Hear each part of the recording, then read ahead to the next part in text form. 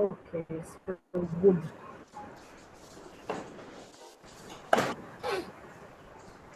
So I tried my hand at the yellow teapot again. All right. I did the first coat of just light yellow, and Okay. now I don't know where I should go next. So, like, Would you what do like to I? just okay. Did you look at the image when you were painting this, or were you painting it from memory? Yes. No, no, no, no. At the end. Looking Okay. at the end. So That the gray, the yellow, which is what I'm to figure. Like, does it have a green in it or does it has a brown? I think last time it was brown, so that doesn't work. So I'm thinking, does it need a like the darker yellow, wherever whatever it's it got the dark edges, like the shadow or the reflection of Yeah, so the. don't in something like this, don't overthink the colors. You could take green, you Okay, could take red, okay, you could take blue, whatever it is. What you need is to put the color in the right spot and also the sharp edge where you see it. So it's more about manipulating the brush in a certain way that so that okay. you get a sharp edge on one side and then you just you It can blends into the other. smooth the color out on the other side. Um, Okay. the picture that you shared with me right now, I can see that you have tried to replicate the highlights very Yeah. faithfully. Yeah, you don't need to you don't need to do that because these highlights seen in a photograph are very different from how they will be perceived when we paint. Yeah, so I think have we drawn this bit? Yeah, let me paint one and show you on the picture that we've drawn. I'll show you how the painting is done, and you'll see that it has very little to do with color matching.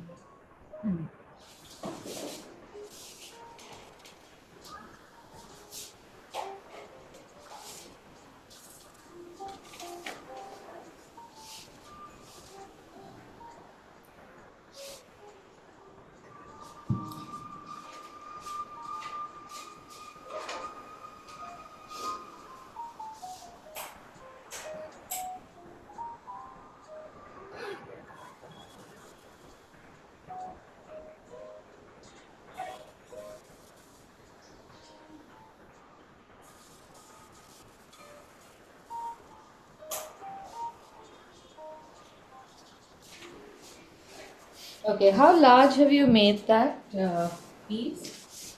Mine should be about a quarter of the page, I think.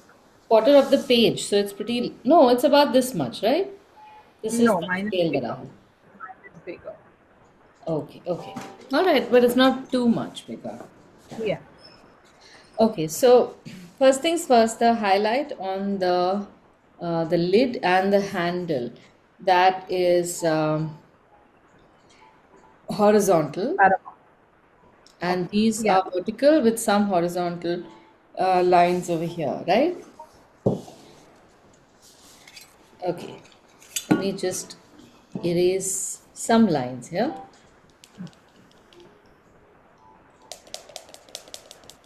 So I just get rid of all those multiple lines. Some of the guidelines I'm maintaining because it tends to at least help you later on to see what you were drawing or where you were drawing it. This I think can be corrected a little bit.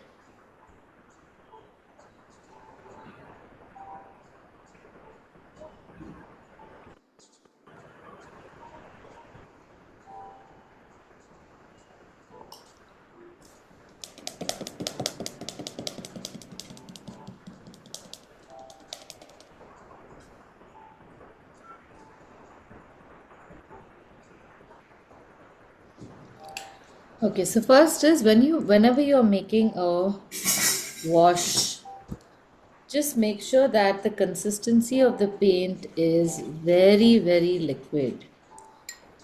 So it should flow in your palette.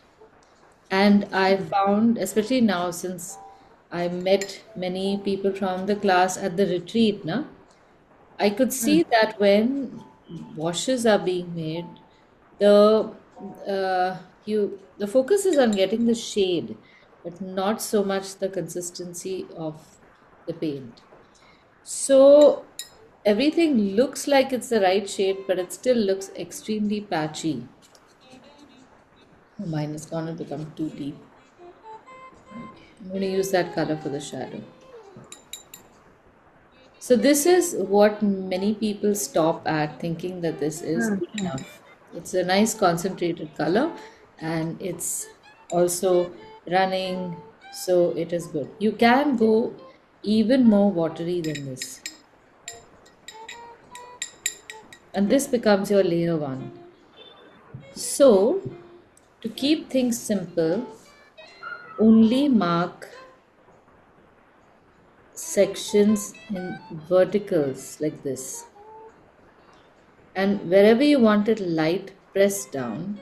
Wherever you keep the tip, I that think that's part, what I'm missing. That's the main yeah, thing so of getting that it part, light. Yeah. wherever your tip is touching, that part will definitely remain a little more, that line will remain solid, and everything else will start becoming a little watery because that the middle part of the brush, the body of the brush, does not contain so much paint. All of that is concentrated on the tip, so it lands up not really making so much of an impact. The other thing is also, in some places, if you press the brush, it merely stains the paper and the rest of the color is carried forward.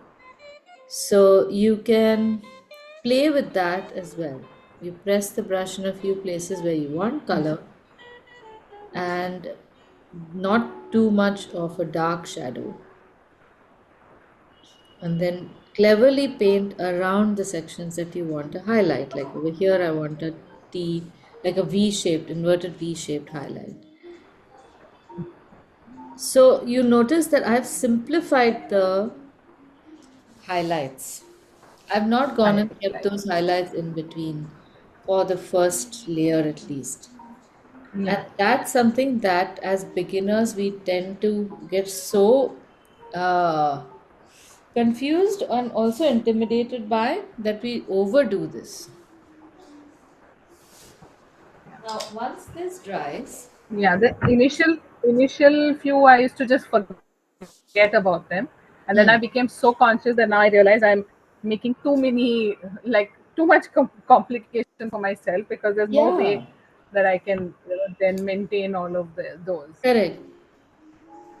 All right, so while this dries, we can take some warm color as a base.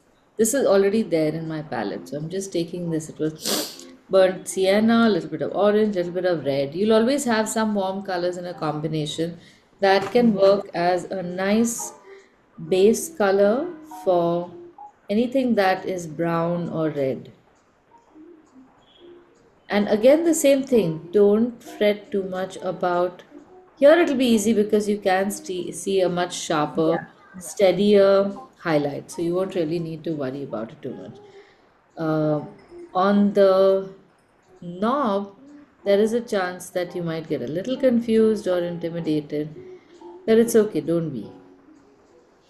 Now, here's something that can happen. You can use this color itself to drop a shadow as we see in this section, just along the edge. This color has nothing to do with our pot, but you'll notice that it creates that shadow and that depth that we need sufficiently well. So what I'm trying to tell you is that even without matching color, it's like Yeah. a Yeah. it's like a placeholder. Anybody can come and stand in that position, any color, and it might mostly create the same effect that you need. And very often, if your color is light enough, you can get, or very close to the object that you're trying to, the main color of the object, you can get a very subtle shade or shadow as well.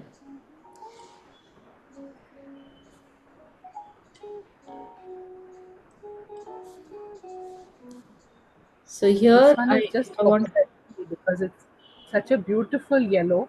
Hmm. So beautiful that I want to do it. So yeah, so then that yellow should remain yellow. You don't want that to become too dull by adding too many colors. Now I have, for this I used a small brush and I marked some shadows, but I can go over this whole thing with a much deeper yellow once these shadows settle. Okay. So in this case, let me try if this comes about. I have one interesting highlight over here, and I go over exactly the same spots, but this time maybe I want to leave a few sections unpainted like these. See?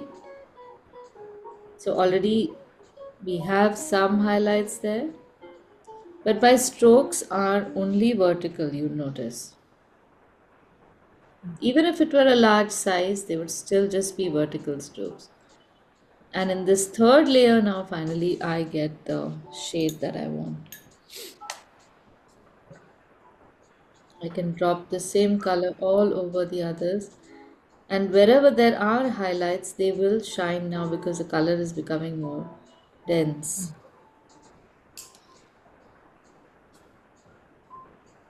Oops, I don't know what this is, but I'm going to just let it be.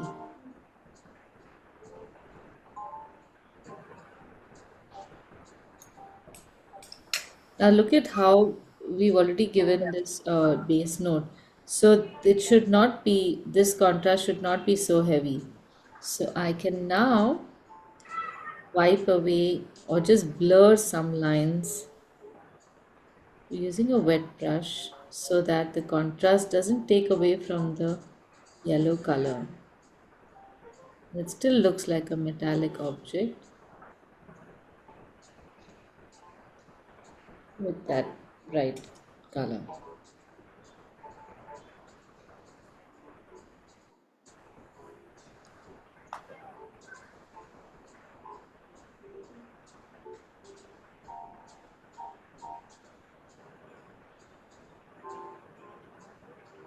So the trick is to keep your hand very light. Don't overwork all these. And one thing about contrast is also it works in comparison. So the yellow will look bright if the That becomes accompanying dark. colors are dark enough. Till that happens, you can never tell what your color is or how much the contrast really stands out. Yeah, I realize there's a black line also between. Once that comes in, again it adds Yeah, between the lid and the. correct.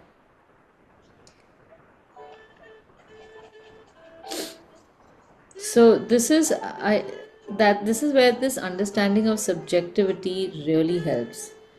Like, is my object a light object or a dark object? Will only reveal itself once I have another object to compare that light or dark with.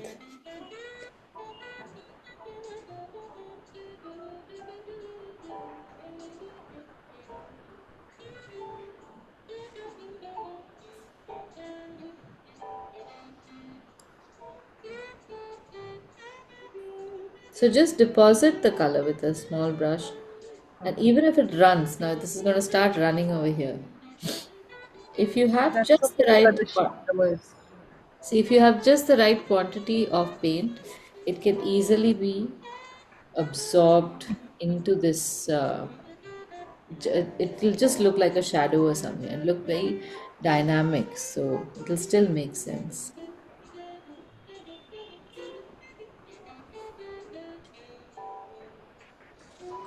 So most But I watercolor. do this second, like this side you left, it was left blank, and then you did it now. Then I get a patchy thing. That is something. That's why I try to finish off everything in one. I think that's something Which still, which part like you this? left those two knob. Yeah, that knob you had left totally blank, right? And you did Ah, it now. So I get a patch there. you Like it shouldn't looks actually. separate. No, no? If the color is the Yeah. same, you should not get a patch. But are you working too much over there? Are you painting it like this? Somehow this has something to do with how you um, apply the paint also. Okay, now just for I want to add another color. You had asked about green, right? So this part is fine. You got it, right? So I'm going to just add like there is some green over here. And I want to show you how it won't matter which color you add. And sometimes adding a contrast color will dramatically change the picture. It'll look very different from the original reference image, but in that it will look like it's your expression.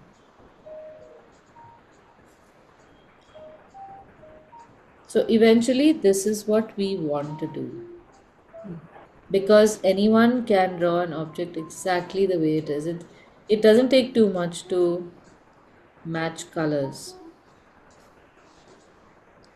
but to interpret something in uh, a surprising color, an unexpected, getting an unexpected result is what is can really make the artwork more joyful. You can see it's green, but it Yeah. looks like a shadow. Now, the same thing can be said also about the handles. Our original thought is, okay, let me make this a gray color. But how about try making it a green or a blue or a combination of the two? And in many occasions, I use the leftover paint in the palette first as a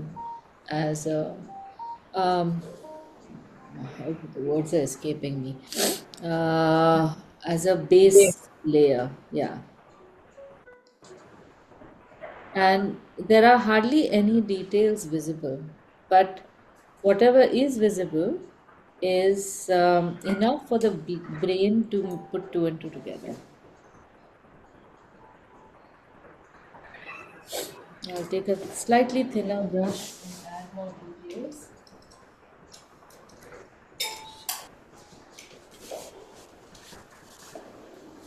This is still wet, so I don't know how whether the detail is going to work or not. That's why the thin brush with very concentrated color. And again, I want to show you the color is going to be this kind of purple green combination. I'm not using black. So there is a shadow over here. I'll insert that color. So because it is so wet, it might not fully accept that shade. But whatever it does accept will be quite quite an interesting effect. Then leave a shadow in highlight in between.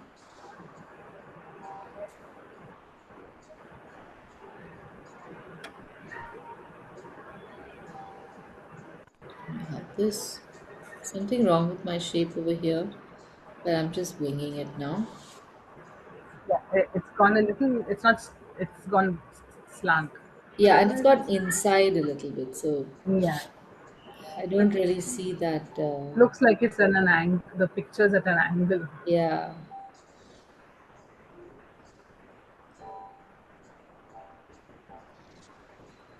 and I'm using the same shade for a few highlights over here as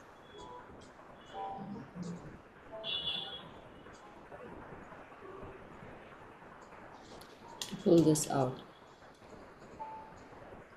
Again, over here, there's often a rush to use black very fast, but you could stave that off just a little bit.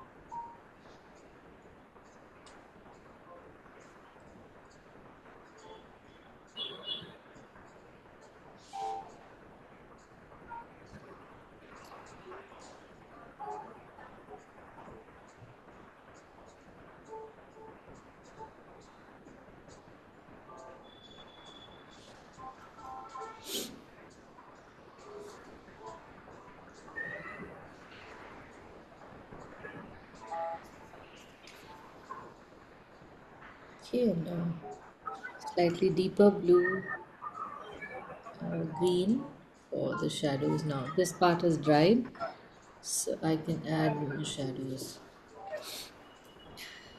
Try to just bring a brush stroke down at a time instead of coloring this. This is what gives us patches.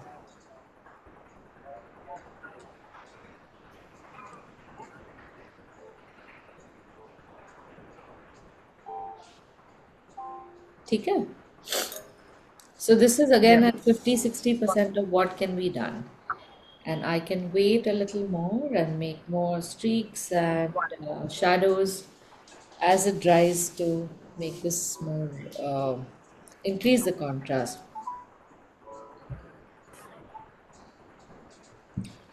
Okay, so shall we move to today's topic? Yeah. Okay, we'll start off first with just this chopping board.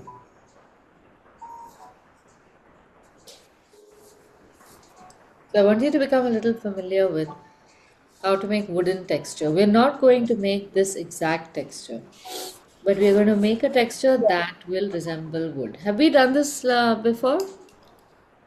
I have done it with you in 22, I think, when the we did that whole vegetable, like a board with vegetables on Right. it. Uh, so this Somewhat. So, time but we'll I've put, forgotten what to do. I haven't done it again. yeah, this is something that is good to keep doing over and over. Materials and how materials look. So we'll do this first, then we'll move on to the salt and pepper mill, and then I'll give you these two items as homework. Though this one attempted last, it can get a little scary, but you should be able to make these bowls. We'll at least sketch it so it won't be too scary. Okay, even here now, don't make the item too large. We can make it, one second, we can make it small, maybe an inch and a half tall.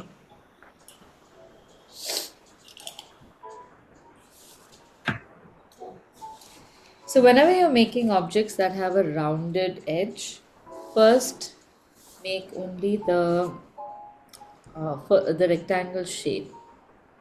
Leave a little room from top for the handle. We can uh, me- mess up a little bit with the proportions, it doesn't make a difference. Mark the center of the rectangle. Again, make a rectangle on top so you get one tiny rectangle resembling the proportions of the handle, and the remaining rectangle is the proportions of the chopping board.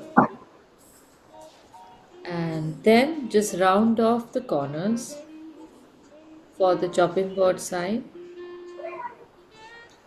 and on the top you can make a semicircle, and the inside corners just eat a little bit into the handle part of it, so you get a narrow, it becomes a little narrow at the neck and a little wide at the end. And once these lines are made, it's easier to connect them.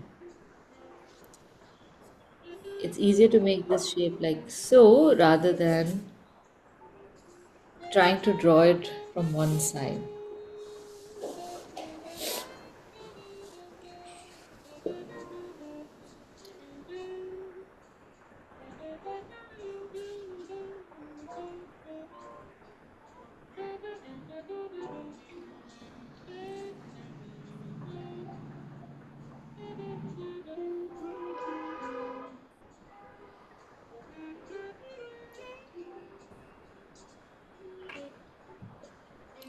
Now on the left side, from the tops, draw a small line, not exactly the top, but we're going to draw a 3D surface.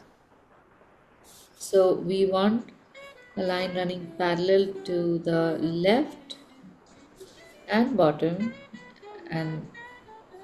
left corner, And then coming and joining up here a little to the left of the turn so that it looks like a believable three-dimensional effect. You don't have anything on top here at the shoulders because we have some depth at the bottom. This is not really visible on the photograph, but we are doing this just for us to maintain this 3D effect. Then you can make the hole in the center of the handle, top handle, and again show a thickness on the like the northeast side, making a small curve, a concave curve, caving in towards the northeast.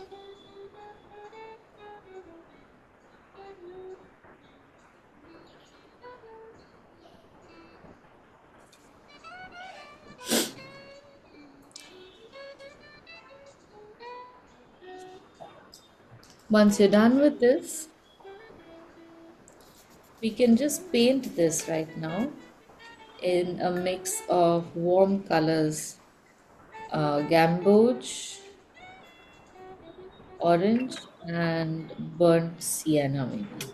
That seems to be the colors. Those seem to be the colors of the wood. It's a reddish yellow, pale yellow color. So the pale yellow comes with yellow ochre. This is the shade I'm getting. And I'm putting a lot of water in it. So I just want you to notice how I paint this, Ashwini. Hold the book slightly angular and use a big fat brush. Load it a lot with paint and just keep moving the paint over the surface of the paper. Literally, don't press down and keep loading before the brush dries up. So, this is a fully loaded brush. As soon as I touch it to the paper, the stain just goes and sticks onto the surface. And you'll notice how the paint is so runny. Now, if I continue like this and run out of paint, I'll start making it too dry and I'll start getting streaks. So this is becoming too dry. So I need to load it before it becomes too dry. And as long as the bottom edge is wet, you can literally go down to the corner store, buy your stuff, and come back, and you can still continue painting the wash. Okay, now I'm coming to the end. This is like petrol finishing in your car. You'd better make sure that you refill before you run out of fuel. My problem with this consistency is if I have to leave a highlight like which is tiny, then it then it's gone. Don't worry about the highlights too much at this point. At Okay. least on this material, you don't need to, so don't Yeah, not with worry this about one, it. but yeah. Yeah, and this shade will become much lighter. So when we get down to the specific painting, you can still leave a highlight and it will be visible. Okay.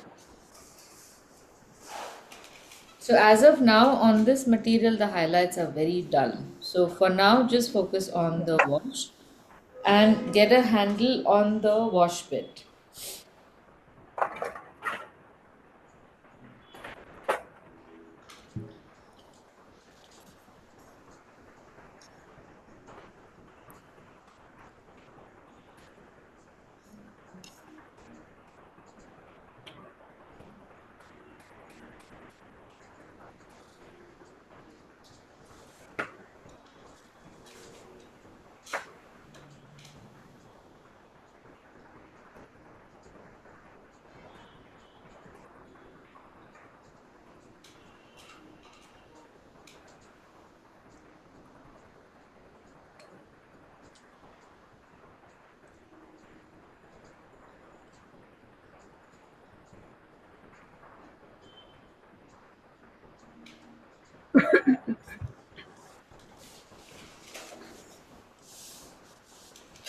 I'll be right back, huh?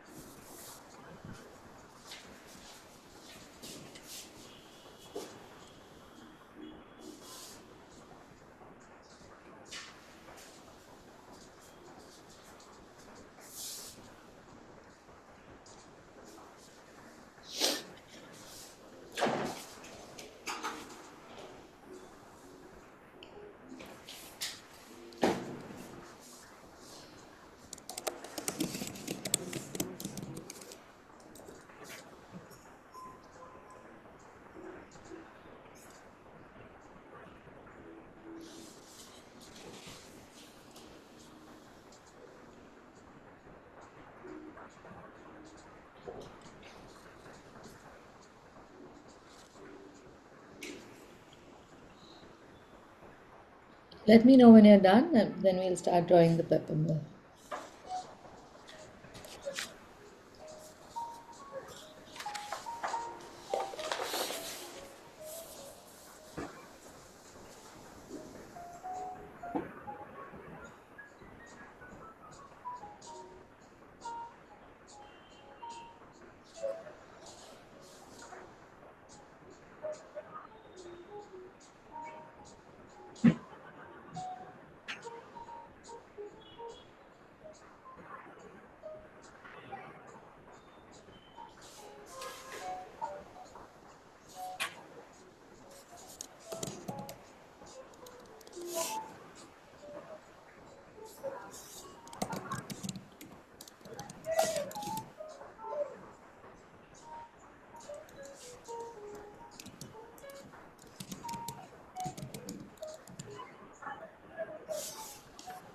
Yeah, done.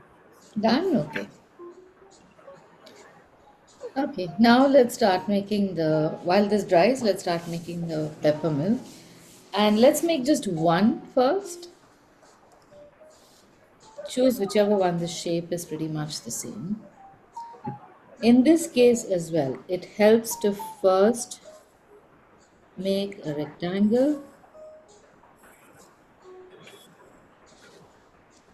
and in that you can make all the proportions. This is going to be fairly large. So I have the top, then two rims in the middle, then very narrow waist. It's got very human like proportions. And once this is done, we can start putting the absolute shape on it.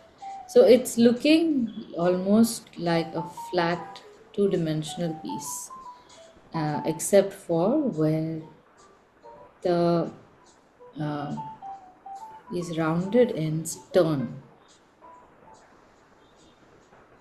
So you are gonna have to bring some lines inside that rectangle, take some lines outside maybe, and manipulate the shape. If at any point you feel that your shape is changing, or your initial measurements, like in my case, are not exact, then keep changing it as you go along.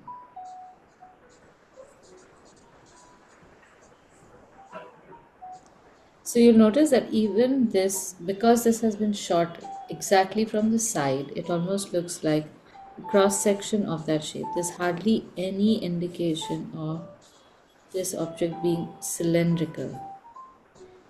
And I have a feeling that had we started drawing it, if I just left you to your devices, you might probably have started drawing it as cylinders and then gotten completely confused that I don't see any oval, but I know it's an oval.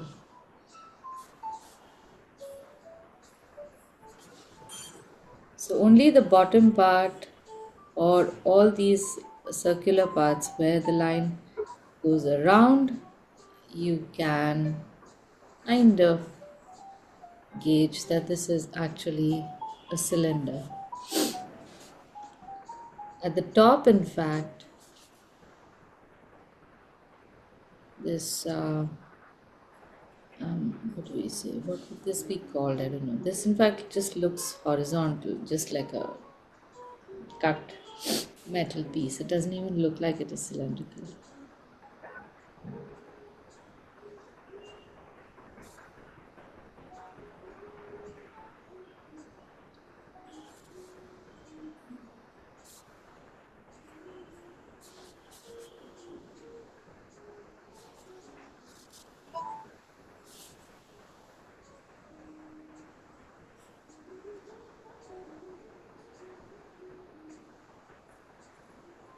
Once you're sure of the shape, do darken it.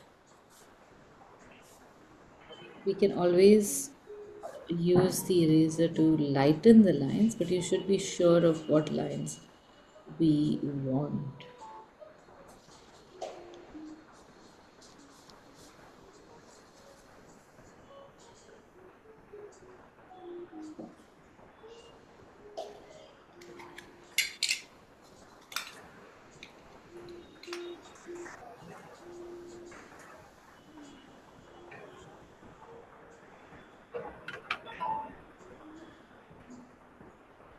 Okay, I'm erasing some of the lines.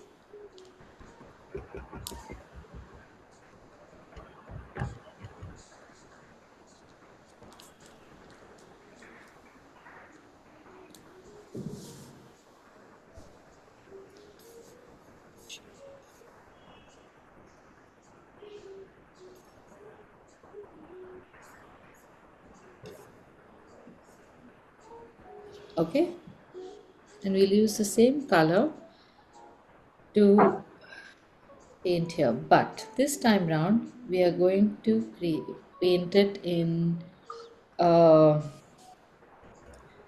in like a graduating wash. So start out with a slightly deeper shade than we did here.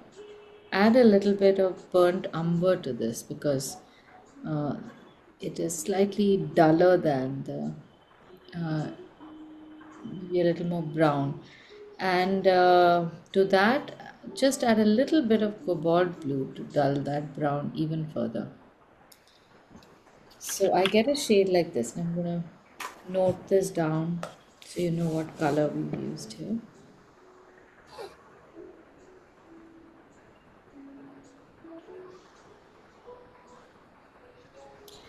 And I want you to see how I paint this part before you start painting.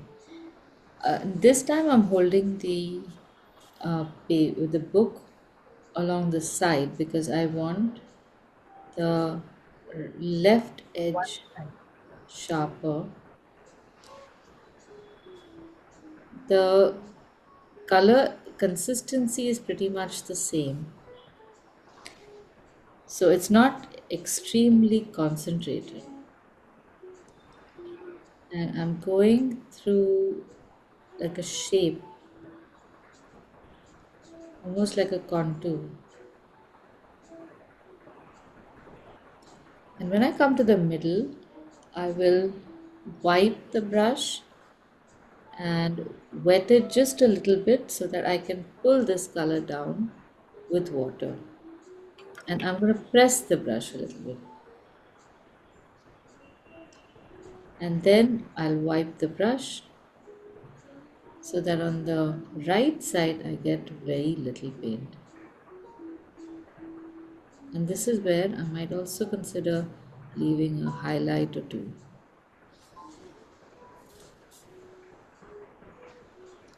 And the trick is to not go and fiddle again.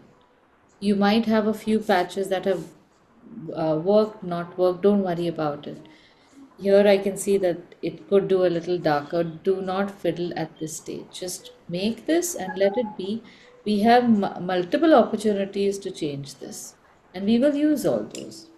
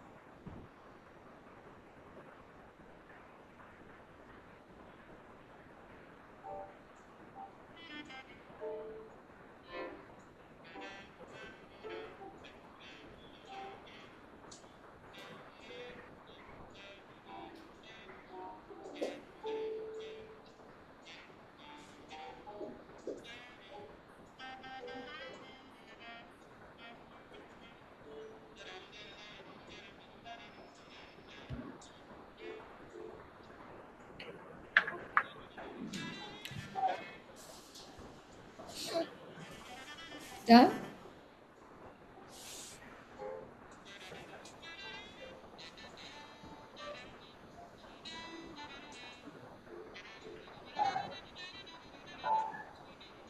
The itch is something really to prevent yourself. Like, no touch. Yeah. You have to train yourself. Yes. Okay. One way to not touch it is focus now on the earlier board. We're going to do this.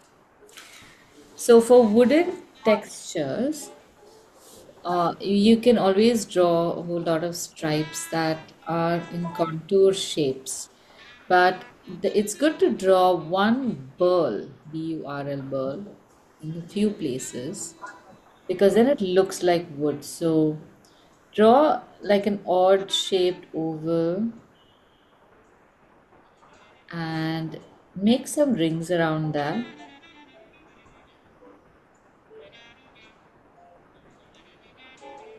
And then add more of these rings, but open that out a little bit so that it looks like an eye which has got these rings going around it. This is one of the easiest and nicest textures to make because we very naturally make lines which are not parallel.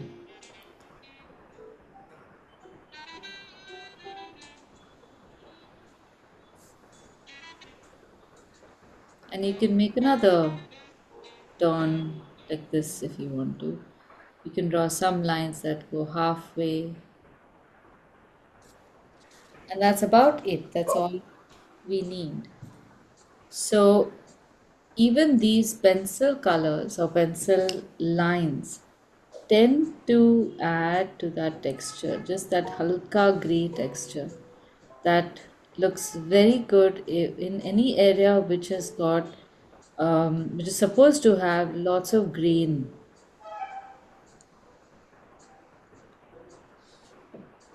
So that's why I made this above the uh, earlier coat.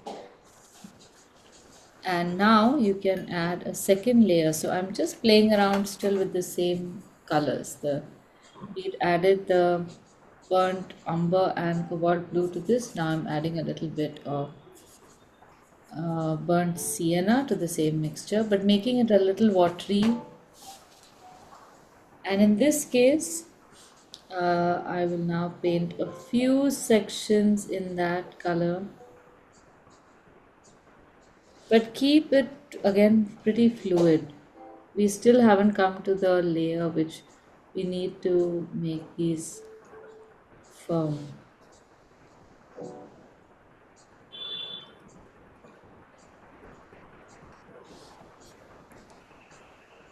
When you're painting this, paint those sections by pressing in a few places and maybe not pressing in a few places.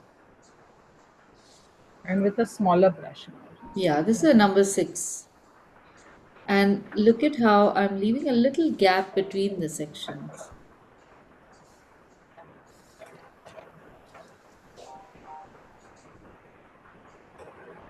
Whatever happens though, do try to end your strokes in a point or a flat, like a sharp point or a flat line on one end. What you don't want is, that rounded brush stroke. So if I were to do this, I don't even know how to do that anymore.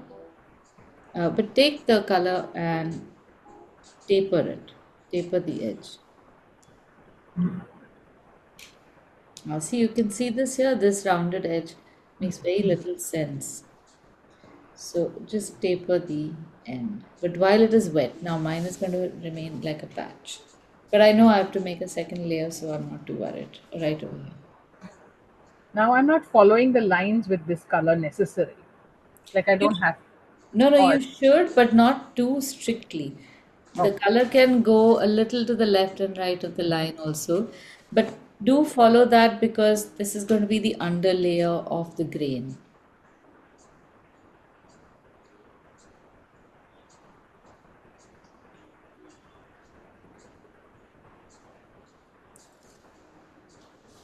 This was one of the textures that I was able to master as a very young person. I must have been maybe 13 or 14 or something. And I cannot tell you how thrilled I was to be able to get that wooden texture.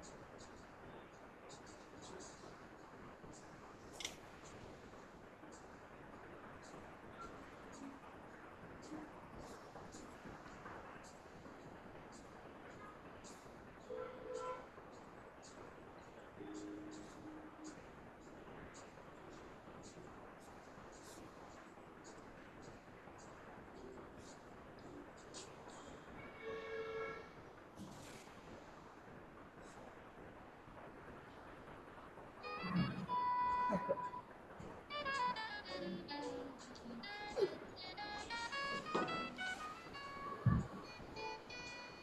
Done? You're not overworking now? Trying hard to. Yeah, stop. Done. Okay, let's use the same color to give a second layer to our uh, what is this thing called again? Salt, no, Peppermint. sorry, peppermint. Yeah. Again, a very light tone. This time, if you feel there are some areas that you want to correct, use this opportunity.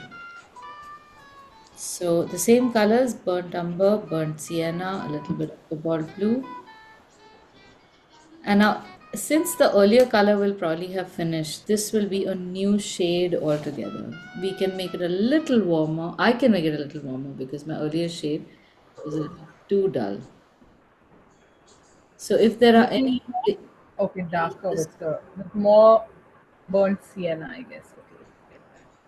yeah, I'm making it a little redder than it was before. But take a call based on Yeah.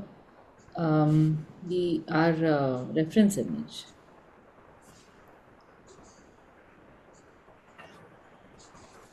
Now, as is the rule, paint something else or paint something less. Don't necessarily stick to the uh, points where we had stopped earlier. This time we can stop a little before that edge, and maybe also the places where you want to extend the color can change, like this.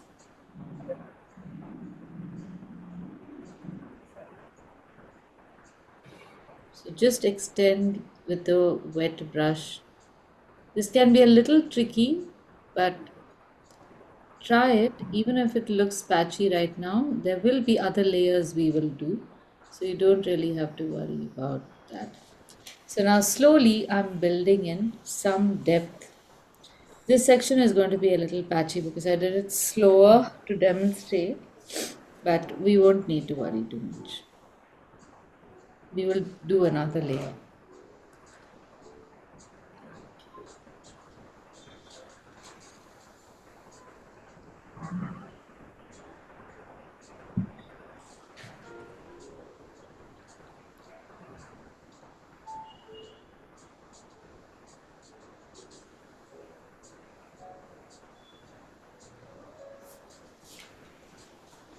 We are not doing too much of wet on wet for this, though if a lot of these effects can be achieved even wet on wet. With what? Sorry, I didn't get that. Wet on wet. Yeah, yeah.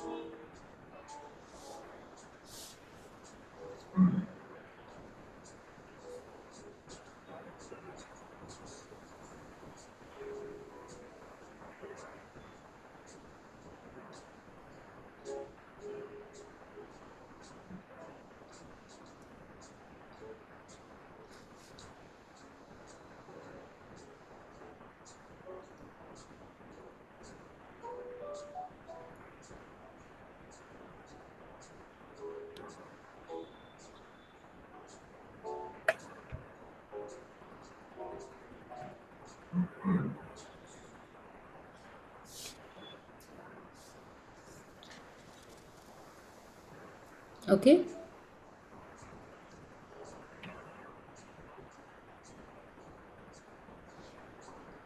Okay, now just check how deep the color on your chopping board is. Mine is still looking rather pale, so I'm doing a third Yeah. layer. Is Mine yours is also. also pale? Yeah. Yeah, so then let's make a third layer again of the slightly reddish color. It's all in the same pool. This time going over the whole thing like we done the first round.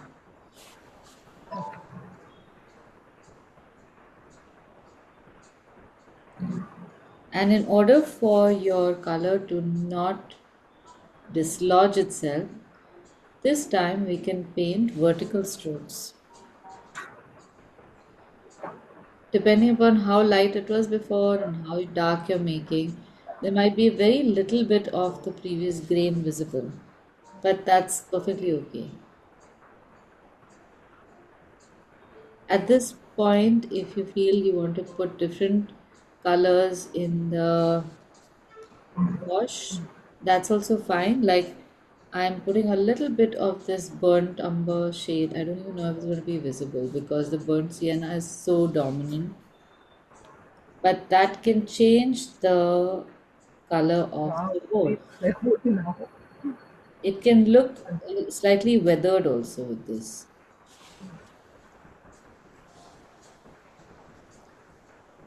Keep forgetting this little section.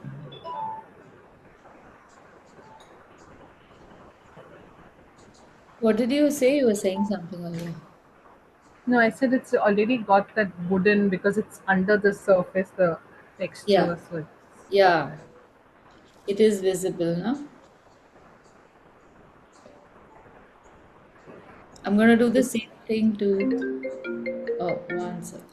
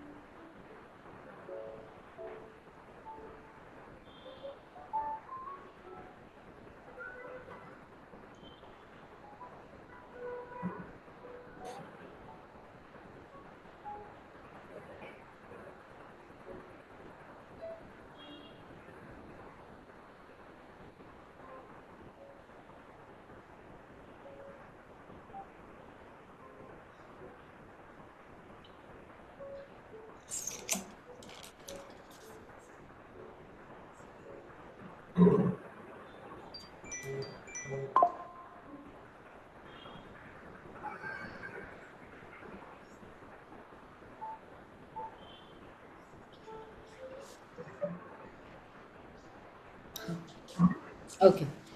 Yes, I'm going to do the same thing for my salt mill, pepper mill as well. I don't know why I keep thinking it's a salt mill. Okay, now this time round, we can do something different here. We've basically got a nice color and shadow going. So this time round, we can be a little more specific in our painting. It's still like a wash consistency, but I'm holding this more upright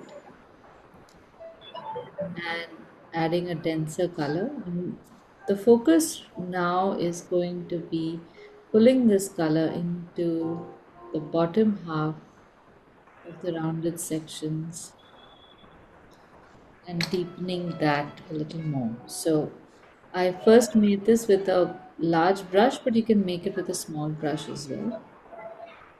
And pull this color down. It's all still very wet. So you can make this just like the earlier washes also. You can extend this even further using a slightly damp brush or a dry brush.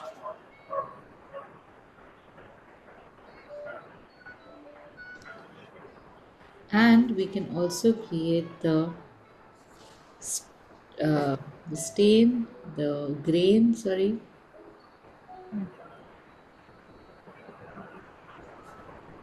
And each of these pieces has a different grain. Different. Top has got a grain that's like this, but the middle section has got a different grain. And even the colors can be slightly different. So we can start building that in a little bit. And this time round, everything is a little rounded, like in uh, like it's radiating, or it's following the contour of the piece itself.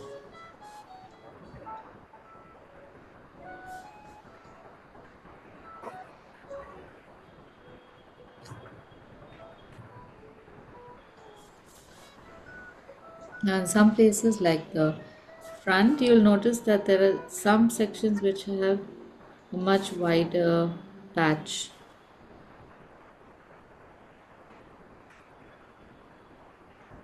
in one color. So the grain of wood keeps changing from section to section. That's what makes it look very organic like wood.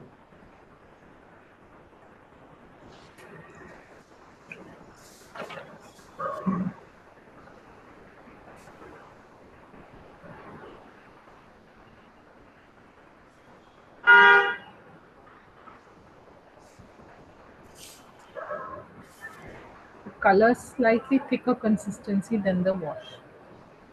Just very slightly. It's more than thicker consistency, it's a brighter shade. There's more pigment in it. So it needs to flow. If it's too thick, then we will be making a flattish patch. We are going to make more color in this after this dries.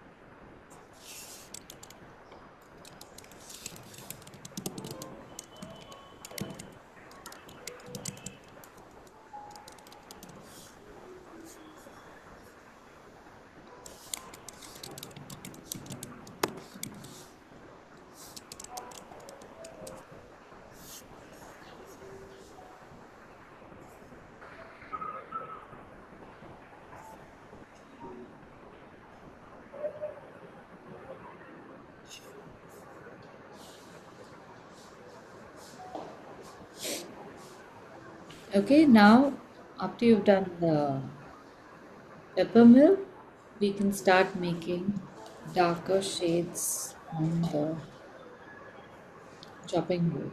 I'm just turning it around because my hand shouldn't go onto the wet pepper mill. A little bit of the grain is visible. So remember we'd made this edge. On the edge, the line of the grain goes straight down.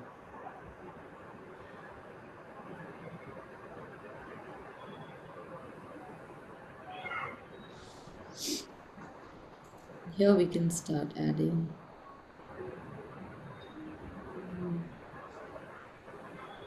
lines. So usually this base color of our wood is going to be like a thin sliver, and all the other colors are going to be filled into the space in between those lines that we made.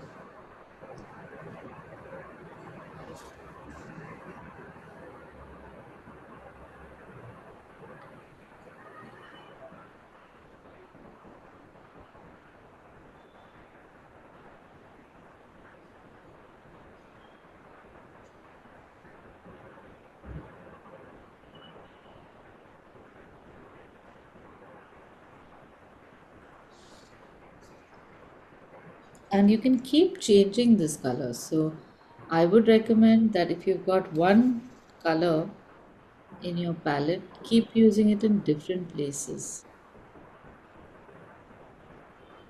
so that all over that green will look very organic.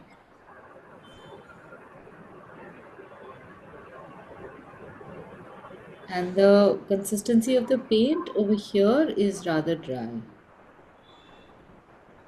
So you might get some dry patches or just a few strokes here and there which don't end in like a deep color. That's perfectly fine.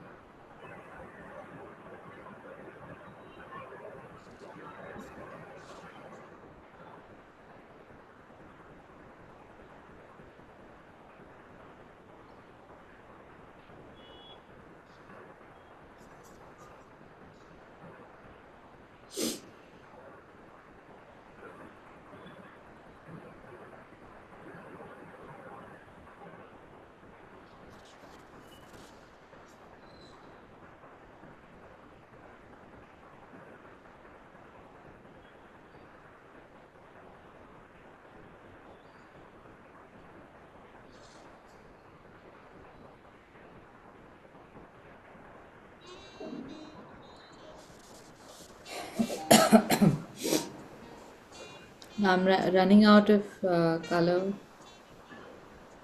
so I'm going to make a new shade, or I'm going to make the shade again, but there's no guarantee that I'll get the same color.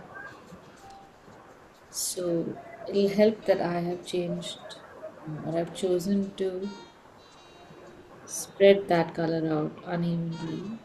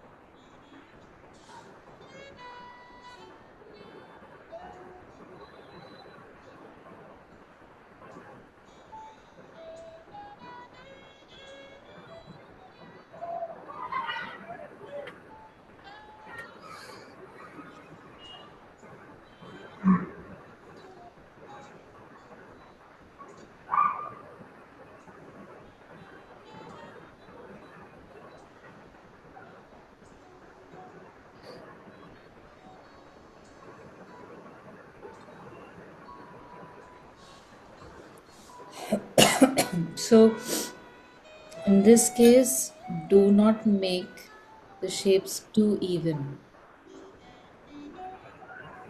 And even the painting, don't make it too even.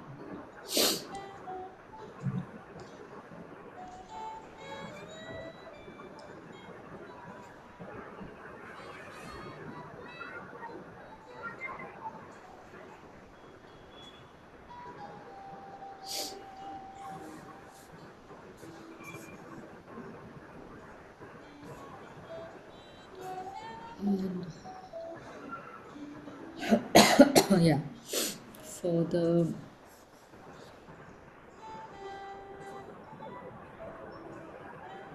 peppermill, you can draw the same. But this time you'll notice how the grain can sometimes be almost like a circular. This is the beauty of objects that are turned. Gives it that round dome effect. Yeah.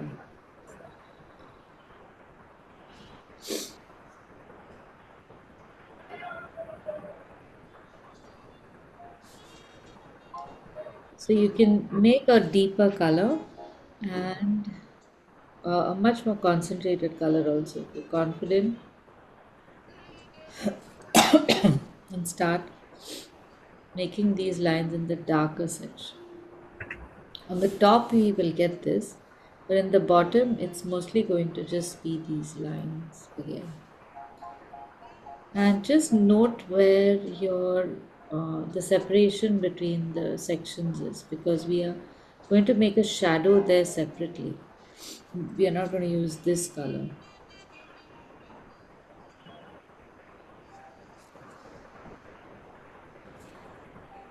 The longer sections, you could also have a ball like this.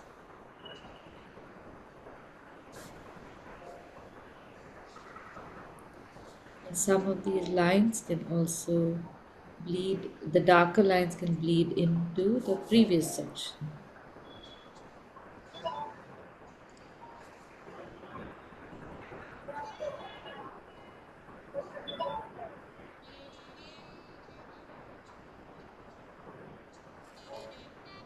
You'll never look at wood the same way again.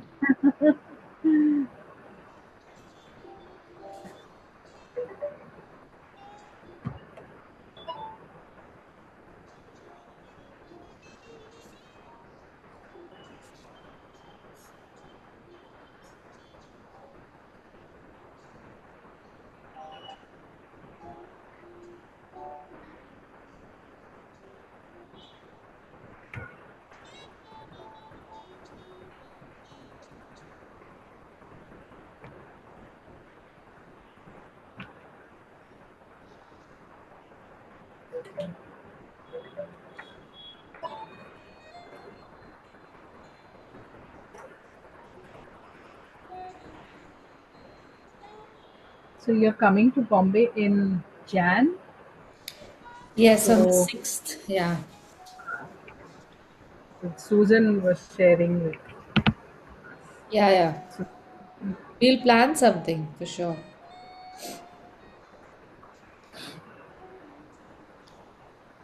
All right. So, Ashwita, can I show you the rest and then yeah, maybe you yeah, can I do it can. aram se.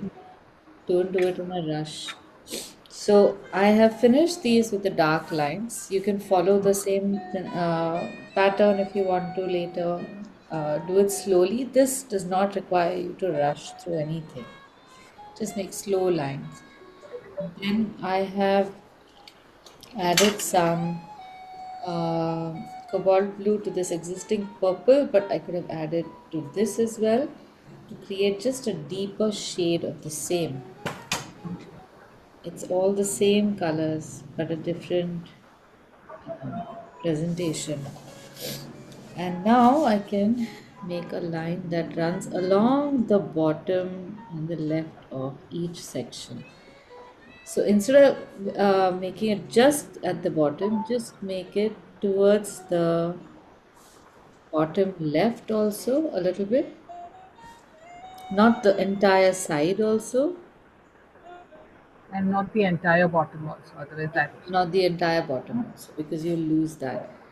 Yeah. Over here, we can make a little bit on the side because it's a very long section, and then maybe a little bit over here to separate the two edges.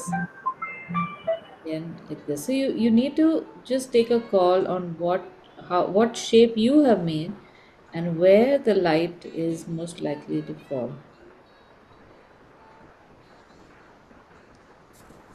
Also, remember that the purpose of this is to indicate a pepper mill, right? So once you've drawn something like this, I doubt that anybody will have any doubt in their minds that there's anything other than a pepper mill. So enjoy the coloring process. It's fine if the shape looks a little odd. It won't really uh, look too That's too bad. good. The peppermint looks so cool. And for the top, whatever the screw thing is, again it's the same metallic thing that we did before. Just use yellow ochre and create some shadows and some shapes, and use some dark colors like a black or what's it called, So much. cobalt blue, yeah, or even this brown color that we have created, or dark color we've created here, and finish this shape off. Then you can put a shadow at the bottom of this also. And there you have it. Okay, so I want you to spend time on lavishly working the layers. Don't be in a rush to do the final design. That happens very easily once your layers are in place. Yep. Okay, so I think I should be able to share this video right away because we finished the artwork. That is good. Usually that's what takes time. Yeah. Sending out the video is not a problem. So I think the last time's 13th ka, I think it was shared. If not, then I'll share both the No, videos. it wasn't. Like Ah, the video is not there. The images, yeah. yeah, so I think everything should be ready and I will share both videos, especially this one first, so that you can finish up your Yeah. peppermill. Okay, cool. Yep. Thank you. Most welcome. Now I'm going to also ask you to please gather more people. I'm sure you'll have friends Yeah. who would like to learn. Uh, no. I've been trying, but yeah, So try just every month try patawing a new person and say, look, do you uh, want to do this with me? It's great fun, then we can do it together. And the advantage is that later on, sometime if you want to do the retreat now, you'll have somebody to come somebody along to come with. along. It's always super fun. And it's like doing any activity. It's something that keeps you going. So there's someone that in the family, if you travel with or something, then they become your buddy throughout this thing. Yeah. Considering that Jan is around the corner, I'm sure you can find at least two people or if it isn't their resolution, make them make this resolution because they say there is a solution for your resolution. And then ask them to True. join. That way we can build up this class. I know. I'll let me try to. Great. Okay. Chalo, I'll see Okay. you next week then. Bye. Yeah.